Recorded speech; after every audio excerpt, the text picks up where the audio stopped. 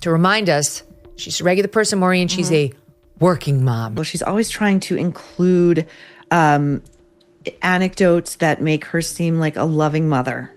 And, you know, my personal theory is if you have to do that, you're probably not. But now that she's a working mom, Maureen, she's realizing it's just so hard, you know, the life-work balance, notwithstanding your huge mansion and your full staff and the fact that you're married to a prince. It's very, she understands. So this was a humiliation. Maureen Callahan just humiliated Meghan Markle for her fake working mom act, and it was savage. It all feels very performative. She dragged Meghan's robotic Beyonce concert dancing, her cringe Instagram captions, and the desperate clinging to royal titles she supposedly gave up.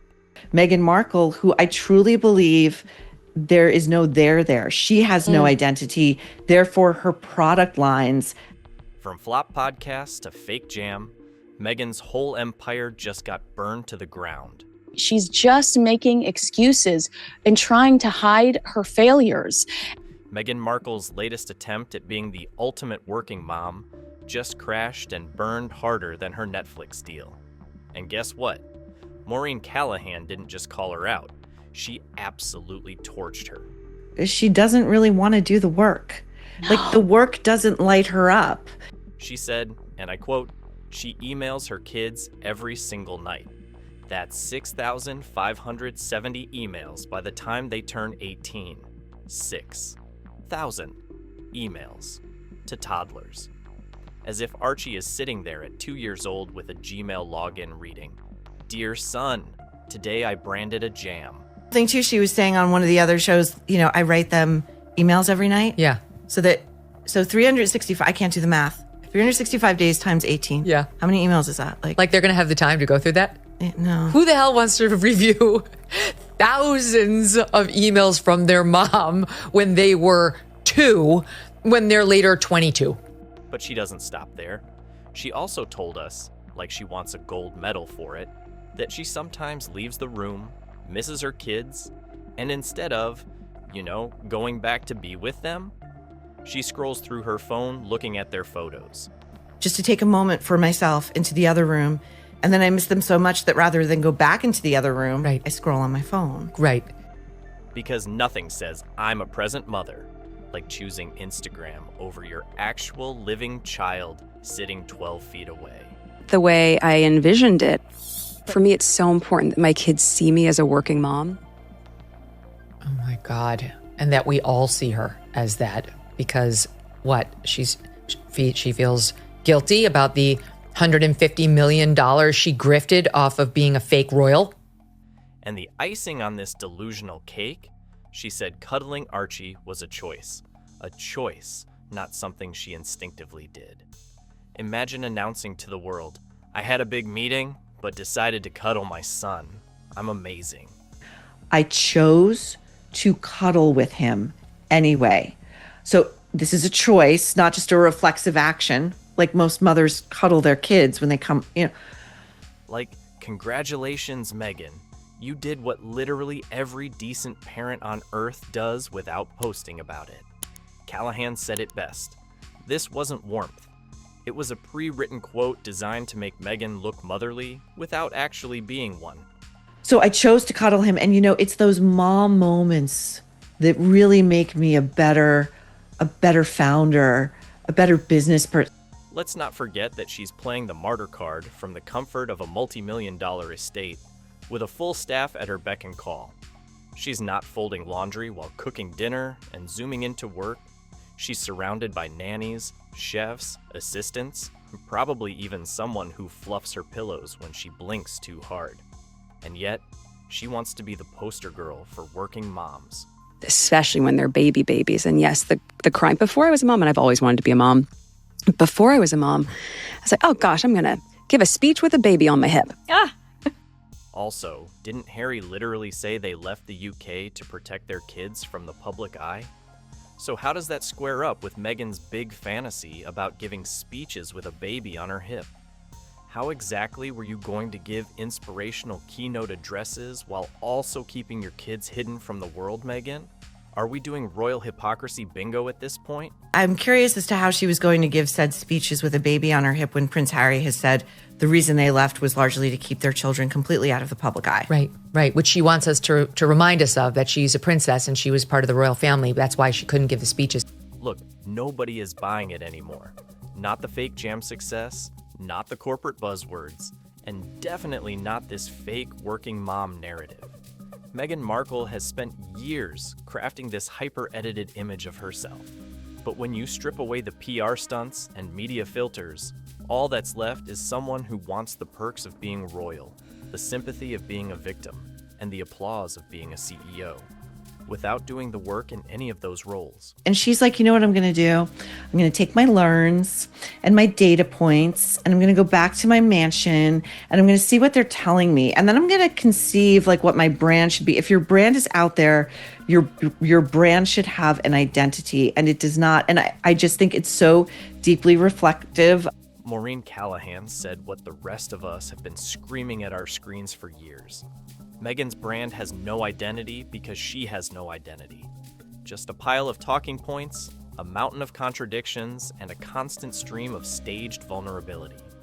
At this point, the only thing she's really founded is a one-woman pity party, and even that looks like it's running out of guests. She has no identity, therefore her product lines have no real identity.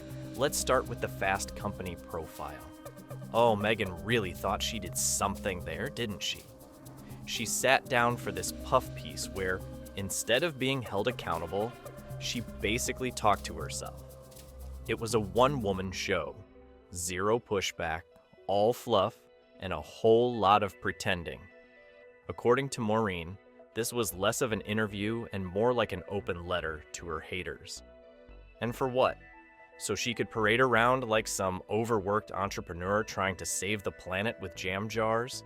That Fast Company profile, okay, in it, she spoke about her learns, which in the real world are called mistakes.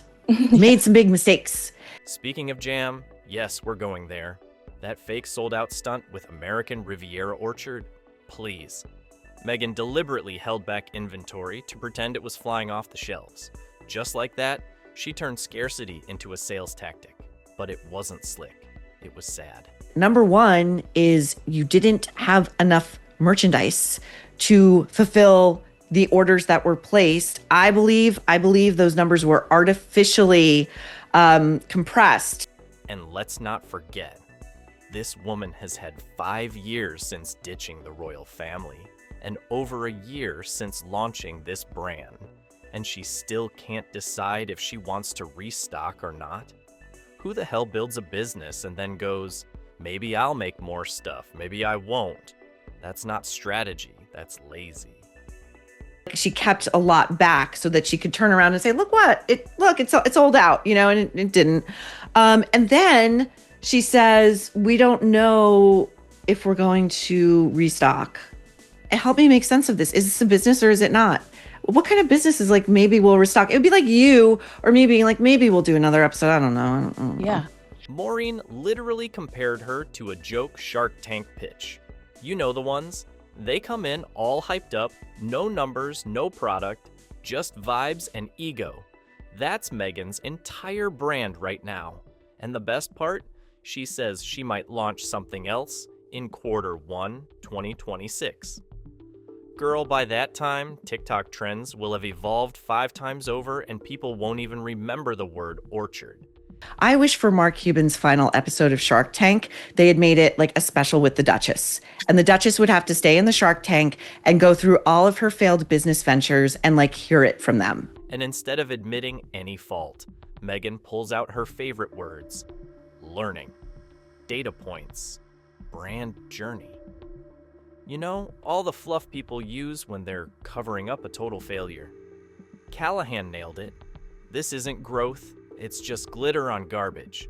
Again, she spoke about her learns. Basically Meghan's version of events. But instead, Meghan wants to take a step back, gather data from the launch, and figure out exactly what as ever could be. But hold on, it gets better. Because Meghan didn't just fail as a founder. No, she had to throw in her greatest performance yet. The the working mom act. And let me tell you, it's so fake you could smell the scripted lines through the screen. And when right after Harry's soul left his body on national TV, thanks to that pathetic BBC interview where he hinted the royal family wants him dead, guess what Meghan did? She posted a carousel. He sat in front of a reporter for the BBC, and he basically walked right up to alleging that the British royal family wants to kill him, Meghan. Not a press statement, not a moment of silence, not even a break from the spotlight. No, ma'am. She hit Instagram with a curated dump like she was the star of some 2016 lifestyle blog called My Husband's Having a Breakdown. But look, Beyonce. What does Meghan do? When things go wrong, like really, really wrong, like really, really, really bad. So she took to Instagram, where her likes and comments seem to be permanently disabled, to brag about having been at Beyonce's show the night before with that man, Harry. Remember, never forget. And what did she lead with? About last night. I mean, seriously? That phrase should come with a cease and desist letter at this point. It's the go-to line of girls who think wearing a fedora in a blurry club photo is a personality. And Meghan? She thought this caption was cute while her husband was somewhere trying to prove to a court he's still royal enough to deserve taxpayer-funded bodyguards. Because he's not a working royal anymore by his own decision. Okay, so the British taxpayers aren't going to pay for this. Let's talk about that hat. Yes, Harry's hat, because apparently even his baseball cap had to be hijacked for brand optics. Meghan wore it to the concert, and on the inside of the brim it said Archie, Lily, and my love. Not Meghan, mind you, because subtlety is for peasants, but just vague enough to sound poetic. Maureen Callahan didn't miss a beat and compared it to something straight out of The Sopranos. That hat wasn't a sweet gesture. It was Harry's final shred of masculinity wrapped in embroidery and thrown on Meghan's head like a trophy kill. She thinks she's showing us she and Harry are winning, but she's actually showing us that they are losing as ever. Okay, so that's that image. This is the next image. And this was also this was like the center photo. And don't get me started on her dancing. Watching Meghan Markle try to let loose at Beyonce's concert was like watching Blake Lively try to act in Green Lantern. Painfully stiff, tragically offbeat, and absolutely embarrassing for everyone involved. Cool royal in exile. So she's dancing, she's letting loose, she's letting her hair down. Oh my God, you guys, she can't dance. She moved like someone whose body had just been reactivated after 3 years in cryo-freeze. And yet, we were supposed to believe this was her natural vibe. That she's not just royal, she's cool royal. More like clueless royal trying to TikTok her way back to relevance. Just like she's a supermodel, like she walks over here and then she walks over there. Like Meghan is like barely, like she's like a robot. She's like dancing like a robot. Let's talk logistics though, because Meghan made it look like she and Beyonce were besties having a private jam session. But where were they actually sitting? Midsection. Not backstage, not in a VIP suite, not even in the influencer pit. That's right. These two weren't guests. They were ticket holders. Probably printed from a forwarded email that said, use code BEY15 for 10% off. For a woman who name drops royalty and A-listers like it's a sport, sitting in general admission is poetic justice. Here is this video of Beyonce and Meghan clapping together? Can this be right? No, they're not together. Of course not. Now let's talk about Meghan's favorite pastime, monetizing royal trauma while playing the privacy card like it's a get-out-of-jail-free token. The woman left the UK 5 years ago, told Oprah she was done with titles and attention, and then what does she do? She walks into every interview calling herself the Duchess of Sussex and uses crown-coated branding to sell fruit preserves. You can't call yourself a victim of monarchy while trademarking every inch of it for profit. Thanks to Beyonce and team for a wonderful night. Okay, so this caption, what's not in this caption is telling us everything. Okay, first of all, look at where they're seated. They're not in a VIP box, okay? This isn't Oprah with her astronaut friend in bedazzled blue jeans, Gail, in a VIP section at Beyonce's show, okay? Maureen Callahan hit the nail on the head. Identity whiplash. 1 minute Meghan's a duchess, the next she's a startup queen, then she's a podcaster, then she's releasing jam like she's the Gwyneth Paltrow of grocery aisles. Who's managing this woman's public image? Blake Lively's PR team. Because it's giving the same chaotic energy where you can't tell if they're victims, moguls, or just obsessed with watching their own downfall in real time. Constant reinvention breeds skepticism. 1 minute she's a podcast host, the next a lifestyle guru. Is she writing children's books today? Is she the greatest expert on jam ever?